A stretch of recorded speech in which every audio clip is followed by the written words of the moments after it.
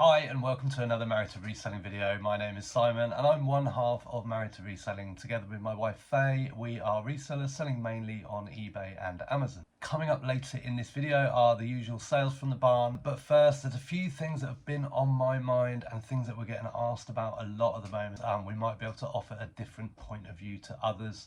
I think we probably do. So the first one is this GSPR, the General Safety Product Regulations. There's so much that's been said about it already. I'm not sure what I can add in terms of knowledge of what's required, but I think probably what people really want to know is what are we going to do about it. At the moment, I see it that we've all got three options. Just in case you don't know, the General Product Safety Regulations are coming into force on the 13th of December 2024, and it requires some kind of safety information to be in your listings. And if you're selling like a few new items where you're maybe importing them yourself, it's going to be pretty easy to fill that information. You're going to know all of the information that's required. But if you're selling items that maybe you pick up from charity shops, auctions, etc., you're not going to know a lot of the information. Things like product manufacturer, responsible person in the EU, all this stuff. So what are your options? Well, the way I see it, there's three.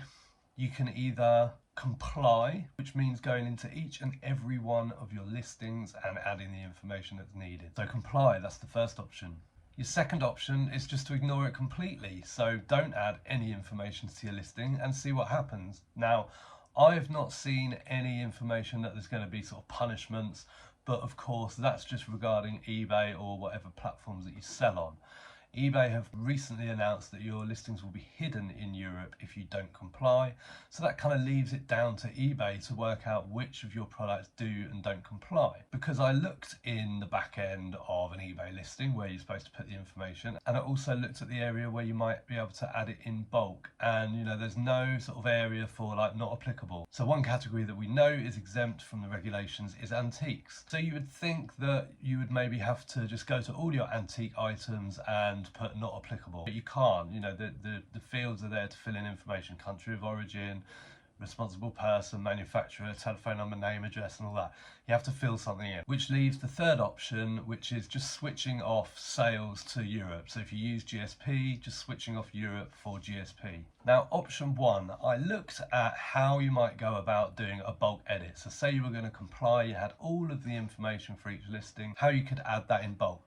Or let's say you had 200 listings, all of the same products. So let's say you sold Matchbox cars and they all come from the same country, the same chain of distribution, etc., etc. Then you might just want to be able to go into the whole lot and just update it for them all. Well, the bad news is you can't do that. Not at the moment anyway. Filming this in October 2024. And as you can see from the screen share here, this is the bulk edit option. There are two areas that you could use. One is hazard information and the other is item disclosures. And as you can see, there's nowhere to kind of opt out, say it's not applicable to this product. I guess you could put NA all the way through. I don't know what you do for the country of origin. I guess leave that blank, I don't know. But interestingly, that information in bulk edit is completely different to the information that you're presented when creating a listing and being asked to add that information. So for example, the warnings in the bulk edit talks about, you know, this product may contain lead. But that specific option isn't in the back end when you create a listing. So I don't know how you'd go about, you know, if you were going to try and comply with everything. I think you've got a huge job in your hands. Good luck to you. I don't know why you can't do it in bulk, but that's as much as I can share on that option. If you choose to ignore it, as I said a minute ago, eBay will simply hide your listings in the EU, apparently. Of course, that doesn't mean that you're not liable in terms of the legislation, so you could be opening yourself up to fines. Who knows? I don't know. When they introduced the German Packaging Act and we opted out of Germany, we did that because it's a public register, so anybody can go and see who is and isn't registered for the German Packaging Act, and there is a €250,000 fine for not complying with that. So the decision for us was simple. We just simply turned Germany off and that solved that problem. But many people still do sell in Germany without complying with the GPA, and so for the same reason, ignoring it, in my opinion, is not a wise idea. So that just leaves option three, switching off GSP for Europe and Northern Ireland. Of course, this relates to Northern Ireland too. I would say at the moment that unless we get any other information that's helpful, that is the option that we'll be taking on December the 13th. You know, I've seen a lot of people have even approached us and said it's okay, you don't have to do anything because look, if the products are already on the market before December the 13th, and as long as they meet the criteria of Article 51, they're fine. The problem with that is most people that have told me that, I can tell that they haven't read Article 51, because Article 51 goes on to explain that products have to be deemed safe, and that's down to all the usual sort of warnings that you get. And I am no expert on this, but this is similar to like the CE marking. This is the mandatory conformity marking for products sold in the EU. Now for us selling secondhand things, old things, things that don't have packaging, you know, we've got no way of knowing what warnings should or shouldn't be on, contain small parts, all that sort of stuff, all those kind of warnings. It's a risky area, and at the end of the day, that's what insurance is for. But I'm not sure that just blindly assuming that everything is okay because your product was already on the market before December the 13th, I'm not really sure that that's good enough. So as I said, for us, it's going to be option 3. We'll be switching off GSP to the European Union and Northern Ireland come December the 13th, unless we receive more information that tells us that we don't need to do that. When we were at the eBay Open, I spoke to the lady who was sort of to do with compliance that worked for eBay. She was quite worried that that was what a lot of sellers were thinking of doing, and she was sort of saying, can you look again? And at the end of the day, I've read as much as I wish to read about it. Our GSP orders to Europe, you know, they're not insignificant. I've got to weigh up my time, Faye's time, dealing with all this stuff to produce a couple of sales a week, whatever it might be, to Europe via GSP. So although I haven't broken down the legislation or what it all means, hopefully that just gives you some ideas as to what your options are and what might be best for you and your business. So those are my thoughts. Let me know what you think in the comments. Now it's time for some sales in the barn. Crate 21. Yeah. F. Truffler Delaunay France lunch plate ×3 blue and gold. These cost 81p 3 months ago from auction, and they also bought a matching teapot from crate 4. It's a 1.5 pint teapot. That cost 81p 3 months ago. And in total, they paid £37.98p for those things. So £1.62 into whatever you just said. Yeah. £30. This, by the way, is a continuation of the previous lot of picking. I've packed it all. Do you reckon you've shown that? I've packed it all, and this is the stuff that's sold basically since then. Yeah, I've already been to the post office once today. But the customer says, good afternoon, can you please confirm when you have sent the item and advise the tracking number if there is one? I can ensure somebody is at home. Kind regards, Chris. P.S. Please leave feedback and I will reciprocate. Yeah, well, they'll get the shipping confirmation, that they'll have the tracking on, and we only leave feedback when we receive feedback or after 30 days. So once the returns period out of the way, we leave everyone feedback unless there's a cancellation or a refund associated with the order. Then we don't leave feedback, but if they leave feedback, it'll automatically send feedback back. That's nice. Crate 5. Yeah. Crown Royal Teesside plates, 4 of them, white, blue, turquoise flowers. We haven't got time to not be able to find What stuff. crate? 4. Oh, in the wrong crate. Sorry, 5. Oh, I was in the right crate. Sort of seeing if I can avoid digging around. Oh, we'll move on and I can look when you're packing.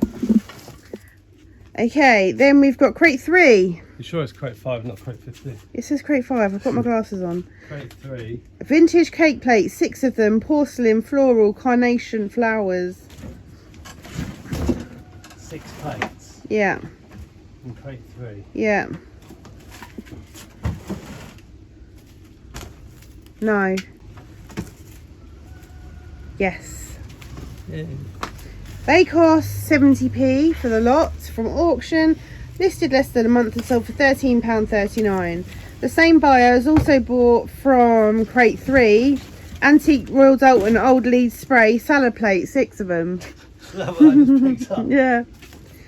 They cost 70p from auction and they sold for £18.08 within a couple of weeks.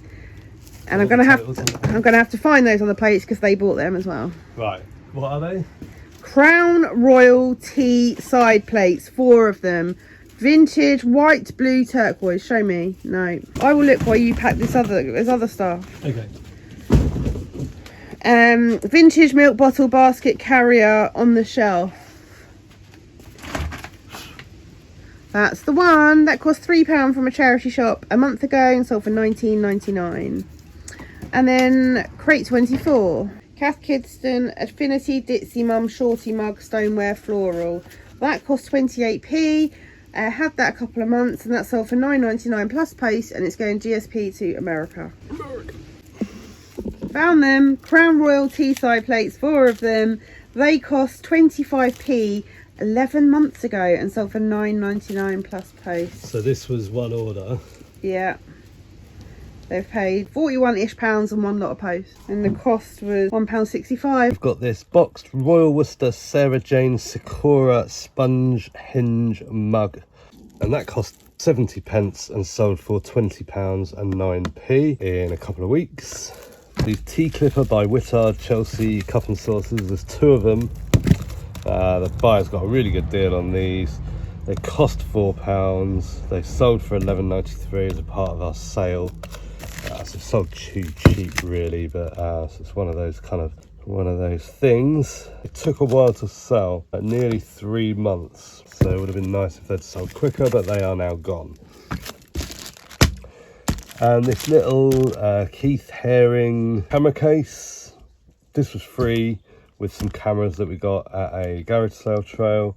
Sold for £10.68 including post, and as I said, that cost nothing, and that's taken 3 months to sell. Got these studio pottery bowls, 2 of them. They're signed JT on the bottom. I couldn't find anything out about those initials. I've got my sort of sources that I go to for that sort of stuff, some websites that I use, couldn't find, so couldn't identify the maker, but they're grey and blue with a drip glaze. They're both the same.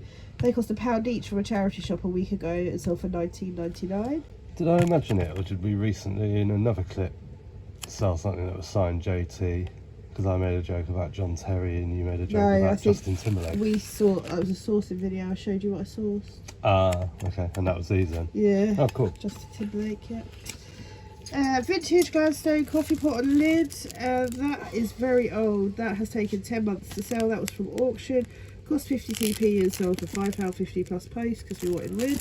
That's, yeah, 2023 stock. Then we've got this vintage, very large, The Player Travels Underground London print. All the way back here. That cost £3.50 and sold for £33 plus post within a month. And then we've got this gorgeous vintage Devon Way Willicombe Fair fish jug. It's like a gluggle jug, but it's got Willicombe Fair written on the side, each side. That cost 70p from auction and sold for £29.99 within a couple of weeks. And then we've got this vintage Coalport KP trinket pot with lid. That's more old stock that's taken 8.5 months to sell. That was from auction. Cost 45p and sold for £3.12 plus post. We've got this vintage S Fielding & Co. Devonware Etna teapot, sugar bowl and creamer jug going out. That cost 70p for the lot and sold for £29.99 within the last couple of weeks. That was from auction.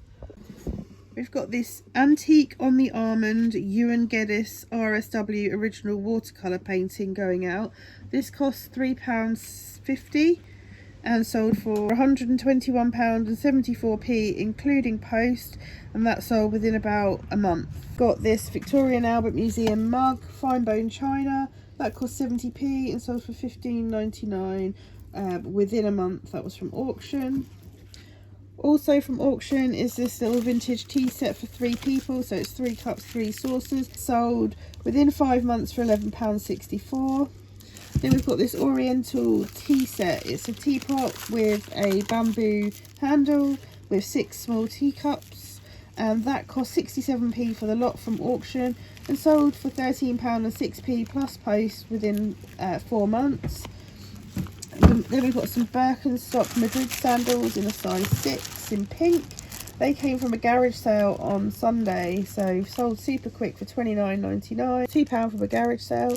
And then this Palissy sweet pea serving meat platter cost 57p from auction. Got it 11 months ago and that sold for £10.31 plus post. Oh, and this sold on the other side. It's a Bimbawai Lola think that's the right way of saying it.